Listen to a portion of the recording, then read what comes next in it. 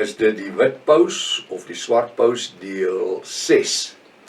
Ek is professor Hans Redinghuis van die eerste gemeente van Jaffa in Suid-Afrika, Pretoria, Montana, ook internasionaal. Sou dit gebeur dat jy dalk enige een van my boeke nodig het? Ek dink spesifiek aan die boek met die oorlog in Israel en Irak en Iran en eintlik nie Irak, Iran en die ander Arabiese state. Dis my doktorale graad gewees wat ek gedoen het so 15 jaar terug. Ek dink dit is 'n moed vir die goed en die tyd waarin ons lewe, die kennis wat daar in so dik boek, 'n A5 boek, Israel's Rapture, Engelse boek. Sou jy belangstel, kan my kontak by ons by my WhatsApp nommer 0722367124 of gaan my webtuiste https://jaffashua.co.za.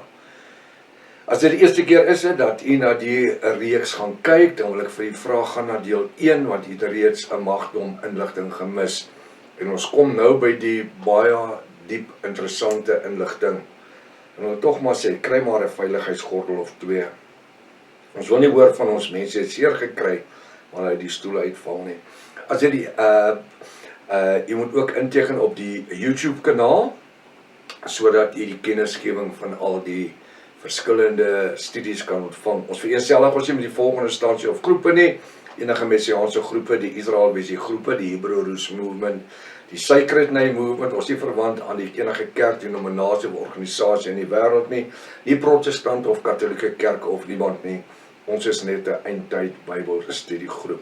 Soos jy reeds weet, gebruik ons die antieke Hebreëse name volgens die 1860 Bybel wat Dr. Joseph Briand Rotterdam vertaal het. En daarin word al die bonatuurlike name gebruik. As enig iets meer oor die name goed wil weet, kan jy met my praat, kan my skakel. Right. Ons gaan aan waar ons verlede keer opgehou het. Ek wil dalk net sê die rede dat ons inligting gemis het, ek gaan net kortlik sê, ek was in die hospitaal gewees, dit is my onmoontlik, ek kon nie sit vir 2 weke, amper 3 weke nie, ek kon nie opnames maak nie. Ons gaan nou aan waar ons voorheen opgehou het. Vanaand gaan ek met u eskatologiese inligting deel, wat u dalk nooit van gehoor het nie. Terwyl dit meer as 27 jaar reeds in sommige van my eindtydboeke voorkom. Vir ander gaan dit vreemd wees, u wat my boeke het, en dit is hoekom hierdie boeke so belangrik is. Meer as 2000 jaar gelede. Dit is juis hierdie geweldige herlewing in die bonatuurlike geopenbare naam van Jaffa wat veroorsaak dat die Romeinse regering hierdie groep Jafiste so gevrees het. Hulle het hulle gevrees omdat hulle as Jafiste bekend gewees het. Nie Christene nie, want die woord Christen is meer as 300 jaar later eers geskep by die Council of Nicene deur Constantijn. Hulle het hierdie Jafiste, want die woord Jafis beteken volgeling van Jaffashua, gevrees. Soveel so dat hulle bang was dat dit die Romeinse regering sou oorneem of omverwerp. Dit was die alternatief. Stig 'n kerk groter en magtiger as die Jafiste se gemeente van Jaffashua. Dis die maklikste ding, is wat hulle in die wêreld doen.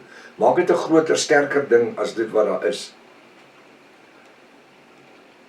Nou, ek gaan met u bietjie net gesels oor die geboorte van die Romeinse Katholieke Kerk. Sodat u kan verstaan, ek gaan nie 'n hele uur of 2 hier spandeer nie. Van die inligting het jy reeds op van my ander boodskappe opgetel. Jaffashua word gebore en vir die eerste 30 jaar van sy lewe hoor of sien jy nie veel van hom nie. Totdat hy, wanneer hy 30 jaar oud is, deur Johannes die Doper of onderdompelaar geonderdompel word. Die Bybel sê dat toe hy die water uit opstaan, het die hemel oopgegaan en die Ruach HaKodesh, die Heilige Gees het op hom neergedaal. Dit was nie 'n wit duif nie, net dit weer sê, die kerk teken mos 'n wit duif, is nie 'n wit duif nie. Stem het uit die hemel uit gesê, dis my geliefde seun, in wie ek welbehaag. Van daardie oomblik af was die regterhand van Jahwe Almagtig, dis God, geopenbaar in Jahwe. En wat doen hy? Nou begin hy wonderwerke doen. Hoekom? Kan lees Jesaja 53 vers 1 tot 8. Nou is hy Jahwe geopenbaar in die vlees. Hy is ook die regterhand, die autoriteit. Terwyl hy dan in die sinagoges, tussen die sinagoges, skynheiliges, preek en bedien, dan werp hy hulle totale godsdienststelsels omver. Hy weerlê dit met bo-natuurlike geopenbaarde woord.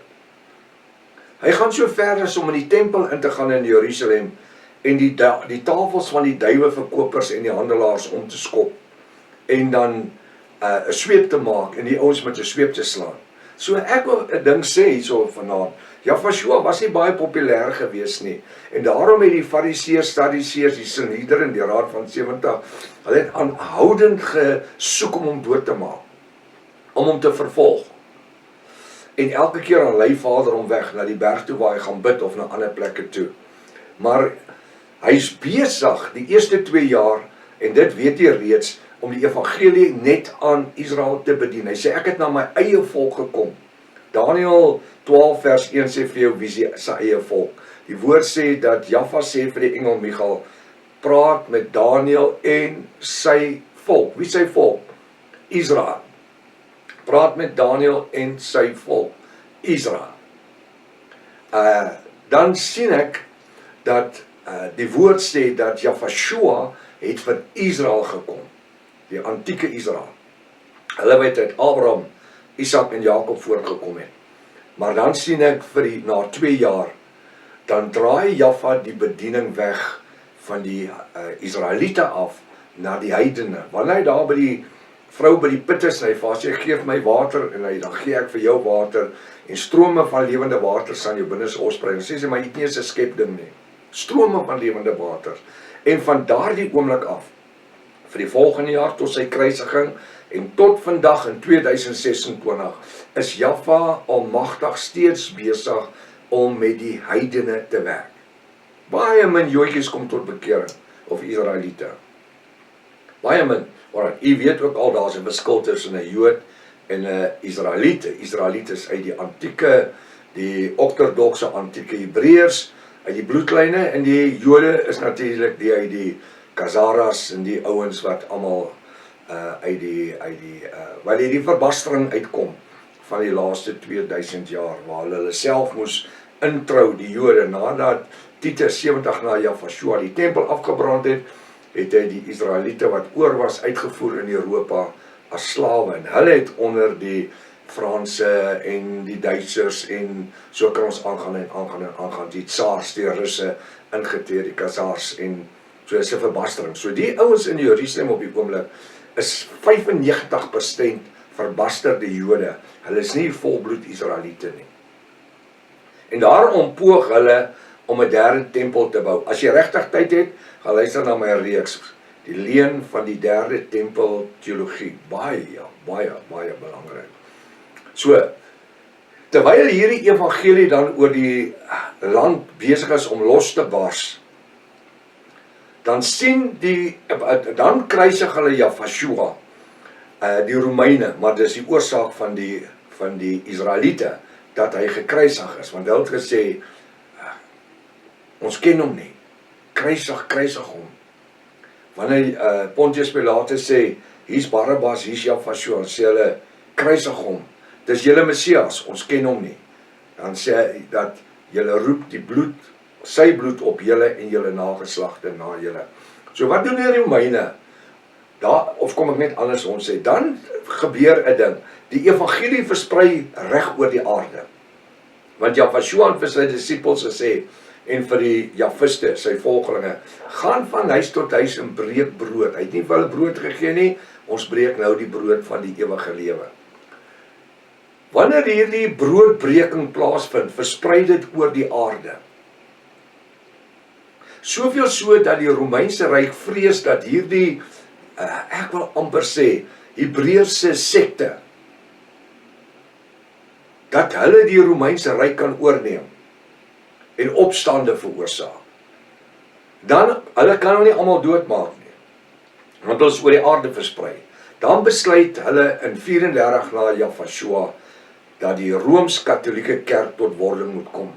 Dan sê hy Rome in Engels Roman Catholic Church, jy weet dit reeds, Roman beteken staatskerk, Romeinse kerk. Luister mooi, want in hierdie reeks verder gaan die woord Romein of Romeinse of Roomse gaan 'n groot rol speel. Dan word die Romeinse Rooms-Katholieke Kerk gebore. Romeins verwys na die staat, dis 'n staatskerk, die Roman Empire.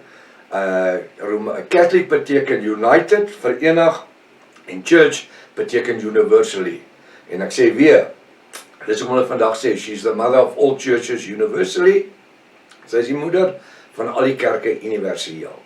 Geen moeder van my nie, want ons het nie 'n kerk nie, en ek behoort al die laaste 28 jaar nie meer aan 'n kerk nie, of 'n denominasie of 'n organisasie nie. Ek gee vir u die woord, soos wat Jaffa dit vir my gee, en u kan met my 'n debat voer, as dit so is, of u kan dit verwerp, net soos dit u behaag. Maar u sal nooit sê ek het nie geweet nie. Nou bars hierdie Romeinse Katholieke Kerk los oor die aarde. Dis groot kathedrale, dis hoë pilare, dis doomdakke, jy kan dit van myle af sien. En die mense is ongelukkig so ingestel dat hulle in die kerke wil aanbid. Dis die kerk, dis die Romeins-Katholieke Kerk. Nou dis 'n ou kult, dis nie 'n kerk nie. Die Romeine was nooit godsdienstig nie. Hulle het afgode aanbid. Kom ons begin by Nimrod, Amen-Ra, die Egiptiese god. Dan word hy in die Griekse tyd Zeus. Wanneer die Romeine die Romeine by die Grieke dit oorneem, die bestel en die staat oorneem, dan verander hulle net van Zeus, die songod, na Isis, die songod. Verstaan nie? So wat doen hulle? Hulle aanbid Isis in die plek van Jafashua. Ek gaan nou nie baie oor die name sê hierso nie. Hulle bring 'n verdraaiing. Wanneer die woord sê bekeer jou en laat jou doop, Markus 16 vers 16, dan sê hulle dis nie nodig, ons vat babietjies aan doop ons hulle. Hoekom? Dit was deel van die Nimrod stelsel. Genesis 10, Nimrod en Semiramis, the queen of heaven and the sun god. Dit was deel van die bestel waar die kindertjies geoffer het aan die songod, hulle met water gewas het. Dis waar die kinderdoop sy oorsprong gekry het. En dis ook om die kind deel van die kerk bestel te maak. Die Romeinse Katholieke bestel. Ek het die handboek, hoe hulle, van waar uit hulle Romeinse priesters, Rooms-Katholieke priesters uit oplei. The Life of Christ. Ek het die oorspronklike handboek, waar hulle sê dat wanneer hulle kind doop, dan doop hulle hom in die bestel, of die stellinge, of die oorheersing van die Rooms-Katholieke Kerk. Niks te doen met die NG Kerk, of die ander Dries kerke, of Methodiste, Baptiste, of wat julle wil noem nie. Nee, dit niks, hulle wat kinders doop nie. Hulle doop hulle in 'n katholieke stelsel in, wat eintlik in die Romeinse godsdienststelsel in is. Jy maak hulle vas daar, afgodese godsdienst. En so kan ek aangaan en vir u verduidelik meer en meer, hoe dat die afgode godsdienst, waar die woord sê, jy mag geen gode voor my aangesig aanbid nie, mag nie, kom hulle bring Semiramis en Nimrod, Semiramis en Nimrod, die beeld van Moeder Maria en die klein liewe Jesus wat in die kerk staan. Dis nie wat dit is nie. Dit is die Semiramis, die Queen of Heaven, dis nie Maria nie. Want in die Hebreëse tyd, 2000 jaar gelede, was Jafashua se moeder nooit Maria nie, was Miriam. Maria is 'n Griekse naam, is 'n katholieke naam. So wat doen hulle? Hulle het die beelde van die afgode, wat reeds in die Egiptiese tyd bestaan het. Verstaan? Wat Isis en Bacchus was. Wat later Moeder Maria en liewe Jesus geword het. En hierdie beelde kry vandag in protestante kerke snaaks, né? Want hulle weet nie waaroor dit gaan nie. Die heiligheid is nie in die wit beeld nie. So wat sien ons dan? Is dat hierdie afgode word in die kerke ingebring. Dis 'n Rooms-Katolieke bestel. En daar in Israel, daai groot Katolieke kerk, wat hulle daar het hulle 'n massiewe beeld van Moeder Maria in ligte en glas en juwele en alles en dan die kindjie liewe Jesus. Dit is nie. Dit is the Queen of Heaven en Nimrod of Bacchus. Dit is ook Bacchus. Nou wie is dit? Dis Tammuz. Tammuz die hoerkind. Nimrod het sy pa doodgemaak, hy by sy eie ma 'n hoerkind verwek en die se naam was Tammuz gewees. Kry my boek, die 2 sleutels tot die boek van Openbaring, dan sal jy alles daar kry. Nou, wat gebeur toe? Hierdie Romeinse, en ek moet vir jou die geskiedenis gee, hierdie Romeinse kerk oorheers alles. En dan, tussen 100 en 127 na Javashua, dan vertaal die Romeins-Katolieke kerk, die occult, uit die antieke Hebreërs uit. Hulle vertaal die naam Javashua, wat uit Jod, hy, Waf, hy kom, I-H-V-H, met die 2 klinkers, Jod, Elef, hy, Vaf, Elef, hy, wat vir jou sê, Jaffa, I-A-H-V-A-H, een van rechts, die ander een van links, as jy het lees. Ja, ek hoor baie pastore en ouers sê, julle het nie nodig om Hebreërs te wees nie, en julle kan maar Jesus noem, hy verstaan, nee, die Katolieke het die name wegvertaal, soveel so, dat hulle van 34 na Javashua, tot 1530 na Javashua, 150 miljoen Javiste, nie Christene nie, want die Katolieke is Christene. Toe hulle al vir 300 jaar mense doodmaak, 300 jaar later, toe word die naam Christen eers geskep. So wat was hulle daai eerste 300 jaar? Jy kan op die internet gaan kyk, as jy sien, Constantijn by die Council of Nicaea in 327 het die naam Christen geskep en ook die Romeins-Katolieke kerk se embleem of simbool, die houtkruisie wat hulle om hulle nek hang, wat 'n okkultiese teken is. So wat gebeur is dat die waarheid wat Javashua kom verkondig het, word verander. Hulle verander die naam van Jaffa, en ek noem dit net vinnig hierso, verander hulle dan na Kyrios, wat dan, dis in die 2de eeu, wat dan in die 6de eeu verander word in Latyns na Theos, wat beteken God, wat in die 13de eeu verander word na Lord, en dan later verander word na Here. Verstaan? So wat beteken Theos en Kyrios? Dit beteken God, Son God, Songod, Nimrod, Ra, Zeus, Isis, wat in die 16de eeu Jesus geword het. Prof, wat sê jy? Ja, want ja, jy gaan kyk op die internet. Kyk, wanneer is die letter J geskep? 1624. Ekskuus tog, 1524. Daar was die letter J in die Grieks of in die Hebreërs nie. Dan eers kom Jesus tot geboorte, tot werklikheid. Wanneer? Bietjie meer as 600 jaar terug. Nee, ons aanbid. Ekskuus tog, Javashua, wat reeds meer dan 2000 jaar gelede geleef het. Ekskuus tog. Die Hebreëse naam was Javashua. Jaffa, die Vader se naam, en Shua beteken net redder, verlosser, saligmaker. Javashua, halleluja. As jy meer wil weet oor dit, gaan kyk na my reeks op die internet. Wat noem jy hom, God of Here? Dis vir jouself, gaan deur die inligting. Jy kan met my praat, sê wel. Ek het 'n boek geskryf, so 'n boek, A5, wat is jou God se naam? En in Engels ook, What is your God's name? Sou jy belangstel. So wat doen die Rooms-Katolieke kerk? Hulle vervolg die Javiste, hulle wis alle literatuur uit, hulle wis alle manuskripte uit, hulle maak die ouens dood.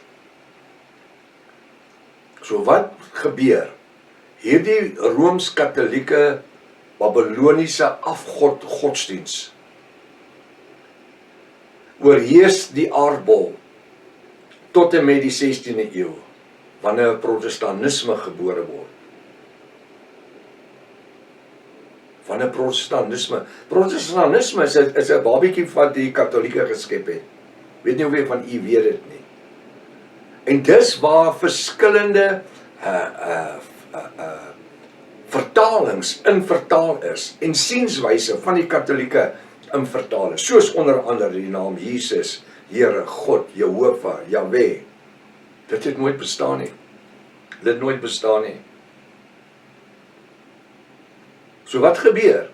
Die Rooms-Katolieke Kerk oorheers van 34 na Yahshua tot en met die totstandkoming van die Protestante Kerk, dan die aardbol.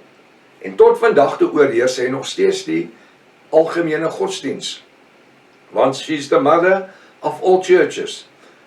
Elke kerk wat geaffilieer is by die SA-raad van kerke in ons geval, of ander lande se, die wêreldraad van kerke, funksioneer onder die Rooms-Katolieke Kerk. Die Babyloniese hoermoeder, onthou die naam wat jy nou hoor, Babyloniese hoermoeder.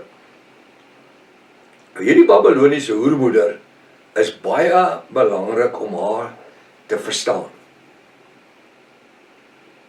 Daar word van haar geskryf in die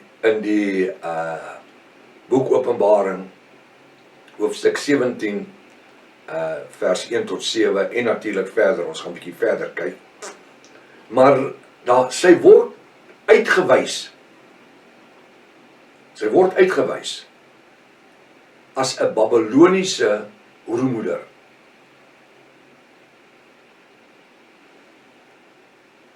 Kom ons lees.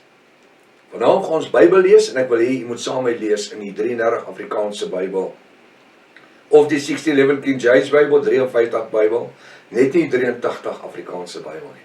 Hoekom nie? Want tussen die 83 en die 33, 53, 9000 skriftuurlike veranderings, 18 totale versweglatings. Nou kom die Bybelgenootskap, ek hoor een van hulle professore sê nou die dag geding op internet, lafhartig, hy sit nie sy selfoonnommer en goed daar, dat die mense met hom kan kontak nie, dat die Bybelgenootskap het dit weggevat, in 70's, daar in die 70's het hulle begin werk, 75, begin 80's, want dit was irrelevant vir die tyd wat ons in lewe. Daai skrifte wat hulle weggevat het, die 18 versverwysings, is nie meer relevant vir ons tyd nie. Maar nou, wat sê die Bybel? Sê nie in Openbaring 22, ek dink daar by vers 10, daar rond, jy kan net gaan kyk, dat jy mag nie 'n titel weglaat, of 'n komma, of 'n punt, of iets nie. Sê hy nie so nie, dan julle verskriklike geletterde ouens, wat 7 jaar op universiteit gesit het, en agnosme geleer het. Nou kom julle, dan kom sê julle, die Bybel sê relevant nie, dan verander dit. Julle gaan eendag voor Jahwe staan.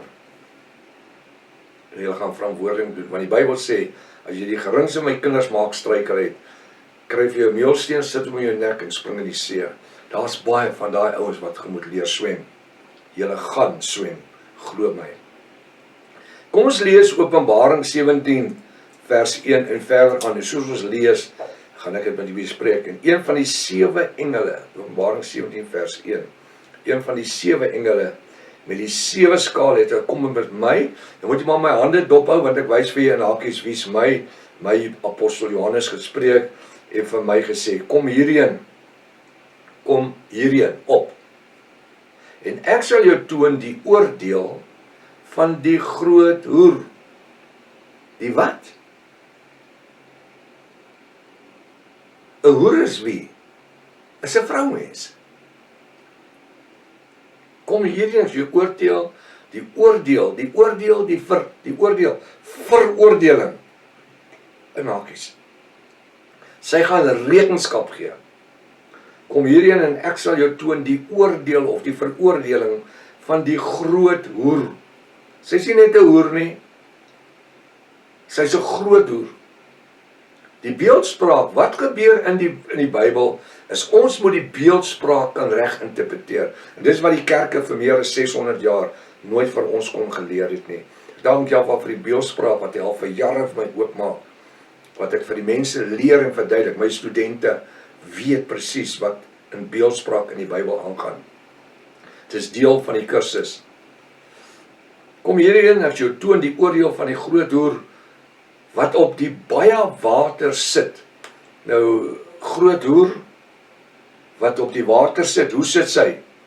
In 'n tube, groot motorband, trekkerband, 'n kanoe, 'n bootjie, op 'n stomp hout, op 'n skip. Kom hierheen, kyk die beeldspraak.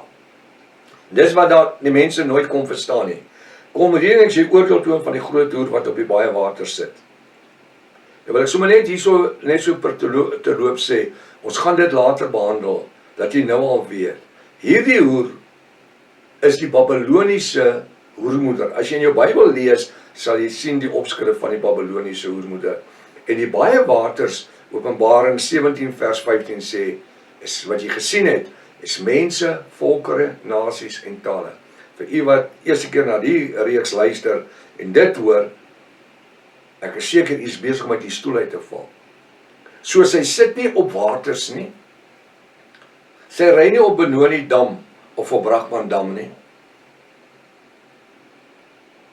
Sy regeer al van 34 na Jafashua tot vandag in 2026 oor mense, volkere, nasies en tale. Wie? Die Babyloniese hoermoeder. Dis die beeldspraak. Daar kon net sowel gesê die Rooms-Katolieke Kerk. Nou het ons ouens soos Dani Botha en al hierdie ander spookpredikers wat sê nee, die anti-kris kom nie uit die Rooms-Katolieke Kerk nie. Dit kom uit Israel. Ek dink, ekskuus tog, uit die moslims uit. Ek dink dit is net nodig dat ek dit net hier sê. Ek noem nou Dani Botha, want u ken hom. Hy het nou net so September maand groot winde gesluk, hy is doodstil op die oomblik. Maar ons bid dat sy oë oopgaan. So wat gebeur? Is dat jy kan nie kom en sê die anti-kris kom uit Islam uit nie. Hoekom? Want die Islam geloof verwerp die vroulike persoonlikheid. Hulle vrou is so ondergeskik aan hulle, dat hulle nou maar eers die laaste tyd saam met hulle in aanbidding kom. Die mans gaan gewoonlik alleen mosk toe om te gaan bid, na die moskee. Hier en daar het jy 'n vrou wat bietjie prominent is, maar die vrouens word onderdruk vir eeue al. Vrouens is seks, slawe, wat moet kleintjies maak, elke 9 maande. Hulle is broeimasjiene, hulle is incubators. Ek weet, ek het 7,5 jaar tussen hulle gelewe in 'n winkelsentrum waar my winkel was. Kom hier en toon jou oordeel van die groot hoer. So die anti-kris kan nie Islam wees nie. Want daar word nie na Islam verwys as 'n manlike godsdienst nie, maar 'n vroulike godsdienst nie, maar ook na 'n manlike godsdienst. Maar hier praat jy van 'n Babyloniese hoermoeder. 'n Moeder is iemand wat borste het, wat kleintjies aandrink. Verstaan ons dit? En daarom praat hy in Openbaring 18, ek noem dit net so met die verbygaan, vers 4, hy sê kom onder haar uit, want ek gaan haar, want Openbaring 17 en Openbaring 18 is eintlik een hoofstuk wat aan mekaar moet loop. Hy was net baie lang, en daarom het hulle hoofstuk 18 in sy sinne, maar dit is als dieselfde gesprek. Hy sê daar in Openbaring 18 vers 4, kom onder haar uit. Wie is die haar? Die vroulike Babyloniese hoermoeder. Want ek gaan haar en haar kinders wie aan haar gedrink het, wat deur haar moedersmelk besoedel is. Die moedersmelk, die dogma en doktrines van die Rooms-Katolieke Kerk, kinderdoop, sondevergewing deur geld te betaal. En so kan ek aangaan en aangaan die hele aand. Waar jy nie die priester mag bevraagteken nie. Net hy het die reg om die Bybel te interpreteer, of die Koran te interpreteer, of die Bybel. En daarom toe ons jong kinders was dit die ding gewees in die 3 Susters kerke. wat vir 300 jaar gekom het, saam met die voortrekkers, net die predikant, hy kon lees, die ander mense was ongeletterd, hy kon lees en skryf, en net hy mag die woord geïnterpreteer het. Maar die oomblik toe die mense tot die kennis kom, toe sien hulle maar, hier staan niks van kinderdoop in die Bybel nie. Nie een keer nie. Kan u my 'n plek wys waar 'n kind gedoop is nie? O, Stefanus in sy huisgesin. Nee, hy sê sy huisgesin. Wie sê daar was babetjies gewees? Stefanus in sy huisgesin is gedoop. Wie sê daar was groot kinders gewees? Ons weet nie, maar daar word geïnsinueer en dan word dit as doktrine verkondig van die kansels af. Dis onbybels. Toon die oordeel van die groot hoer. Ons staan 'n bietjie by hierdie hoer vas.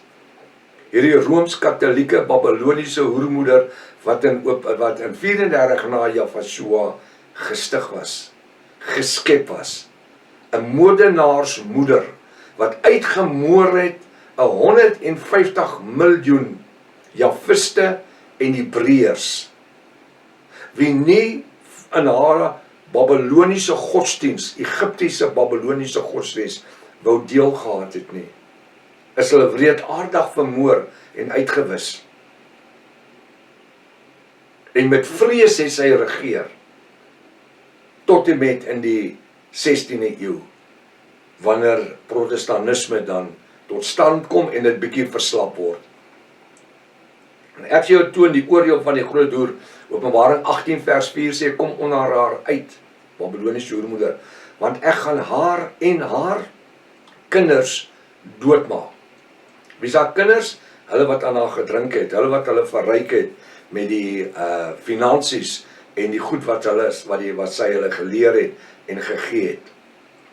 Hy sê, wat op die baie water sit, hierdie Babyloniese hoermoeder sit nie op water nie, sy sit nie op 'n bootjie nie, sy sit nie in 'n skei nie, sy sit en regeer oor waters, en ons gaan 'n paar keer kyk na waters in die studie, is mense, volkere, nasies en tale.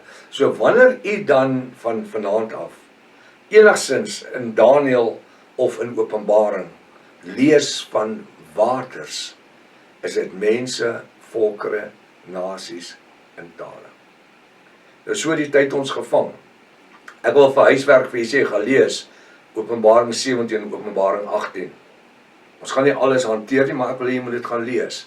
Maak jou notaatjies, en soos wat ons van volgende week af aangaan, ons hoop om elke week deur Jahashua se genade hierdie studies aan te bied, gereeld, dat u dan met u notas saamwerk en kyk hoe kom u die beeldspraak self interpreteer. Kom ons versprei die boodskappe, kom ons verskry die woord, kom ons staan vas terwyl ons in die eindtyd leef. Maranatha, Jahashua kom weer, halleluja.